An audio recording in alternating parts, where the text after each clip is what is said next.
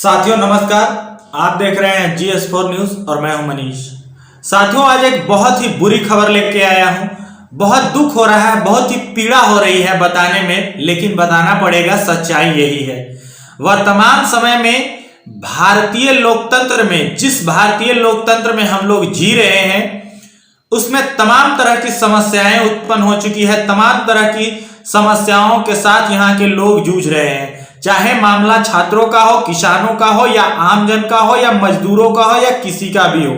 सभी लोगों की अपनी अपनी समस्याएं हैं और समस्याएं दिन पर दिन बढ़ती जा रही है। जी हाँ साथियों, आज बात करने वाला हूं छात्रों की समस्याओं को लेकर के।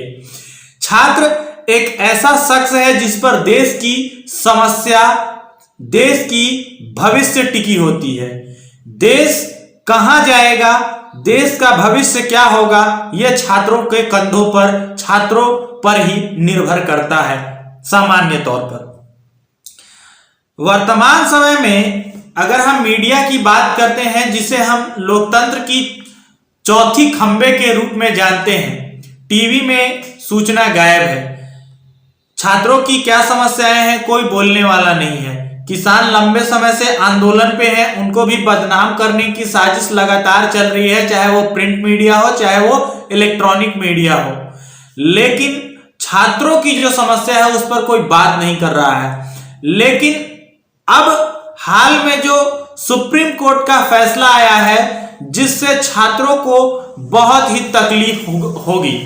जी हाँ साथियों, मैं बता दूं, खास करके पलामू, हजारीबाग और दुमका के छात्रों को इससे बहुत बड़ी निराशा होगी, क्योंकि पलामू, हजारीबाग और दुमका के मेडिकल कॉलेजों में इस वर्ष नहीं होगा नामांकन। सर्वोच्च न्यायालय में एक याचिका दायर की गई थी, जिसको कि इस याचिका को, नामांकन के याचिका को खारिज कर दिया गया है। मैं पूरी खबर आपको बता दूं, पलामू के, झारखंड राज्य के पलामू, हजारीबाग तथा दुमका स्थित तीनों नए मेडिकल कॉलेजों में इस वर्ष नामांकन की उम्मीद अब पूरी तरीके से खत्म हो गई है। सर्वोच्च न्यायालय ने मंगलवार को NEET अभ्यर्थियों द्वारा तीनों मेडिकल कॉलेजों में नामांकन की अनुमति देने वाली याचिका खारिज कर दी गई है। साथियों, आप कल्पना करके देखिए कि कोई एक विद्यार्थी बड़े मेहनत से, बड़े लगन से कठिन परिश्रम करता है, पढ़ाई करता है, फिर वो एक एग्जाम को पास करता है, परीक्षा पास करता है, और उसके बाद उस पर क्या गुजरेगी जब यह पता चलेगा कि नामांकन इस वर्ष नहीं होगा। और कारण क्या है? कारण यह है कि इन मेडिकल कॉलेजों में पर्याप्त संख्या में शिक्षकों की मौजूदगी नहीं है। जी हां साथियों, खबर को आगे मैं बता दूं कि पिछले वर्ष न्यायालय में अंडरटेकिंग देने के बाद भी मेडिकल कॉलेजों की कमियां दूर नहीं हुई।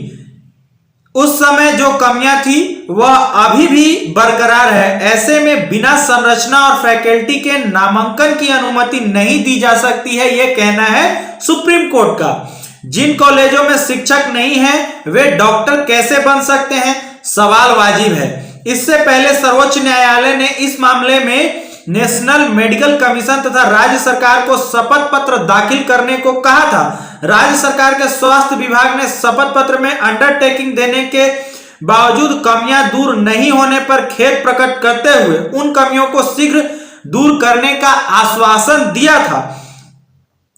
हालांकि शपथ पत्र में भी विभाग ने यह स्वीकार किया कि तीनों मेडिकल कॉलेजों में 32 से 50% फैकल्टी के पद रिक्त हैं। एक तरफ जहां पूरे देश में बेरोजगारी चरम पर है, वहीं जहां पर जिन पदों पर रिक्तियां हैं उनकी भी भर्ती नहीं की जा रही है। तो ये काफी चिंताजनक बात है। इस पर काफी सरकार को गंभीरता पूर्वक देखने की जरूरत है और गंभीरता से इस पर फैसले लेने की जरूरत है। साथियों, मैं बता दूं कि पिछले वर्ष भी तत्कालीन मेडिकल काउंसिल ऑफ इंडिया द्वारा नामांकन की अनुमति नहीं दिए जाने के बाद राज्य सरकार सर्वोच्च न्यायालय गई थी। उस समय कमियां 3 माह में दूर करने की अंडरटेकिंग देने के बाद न्यायालय ने नामांकन की अनुमति प्रदान की थी, लेकिन कमियां दूर नहीं होने पर नेशनल मेडिकल कमीशन ने इस सत्र के नामांकन की अनुमति नहीं प्रदान की। साथियों, मैं बता दूं कि इस नामांकन के अनुमति नहीं प्रदान किए जाने के कारण 300 छात्रों पर इसका असर पड़ेगा। जी हाँ साथियों, कुछ छात्रों का जो थोड़ा सा कम मार्क्स आया था, जिनका अच्छे कॉलेजों में एडमिशन नहीं था, उनमें एक उम्मीद थी कि इन तीनों में नामांकन होगा। लेकिन अब जब सुप्रीम कोर्ट के फैसले से यह पूर्णतः विराम लग चुका है कि अब इन कॉलेजों में नामांकन नहीं होगा। साथियों, मैं बता दूं कि जब झारखंड में माननीय हेमंत सोरेन जी की सरकार बनी थी तो झारखंड के लोगों में बहुत उत्साह था, बहुत उम्मीदें थी। लेकिन क्या ये उम्मीदें आने वाले समय में हेमंत सोरेन जी पूरी कर पाएंगे? नहीं कर पाएंगे। साथियों, मैं बता दूं कि हेमंत सोरेन जी ने अपने कई सारे भाषणों में, कई सारे संबोधनों में शिक्षा को लेकर के बहुत ही महत्वपूर्ण बातें कही हैं। उन्होंने मॉडर्न एजुकेशन की बात कही है, मॉडल गवर्नमेंट स्कूल्स की बात की है। लेकिन दूसरी तरफ जब झारखंड राज्य के 3 मेडिकल कॉलेज में एडमिशन नहीं होने की खबर सामने आती है, नामांकन की अनुमति नहीं मिलती है, तो ये अपने आप में काफी चिंताजनक बात है और ये बहुत ही गंभीर बात है। झारखंड सरकार को इस पर जरूर बहुत ही गंभीरता पूर्वक विचार करना चाहिए। आप इस विषय में क्या सोचते हैं? आपकी क्या राय है? कमेंट बॉक्स में आप हमें बता सकते हैं। और अगर आपको हमारा चैनल पसंद आता है, काम करने का तरीका पसंद आता है, तो चैनल को लाइक, शेयर और सब्सक्राइब करें। बहुत बहुत धन्यवाद।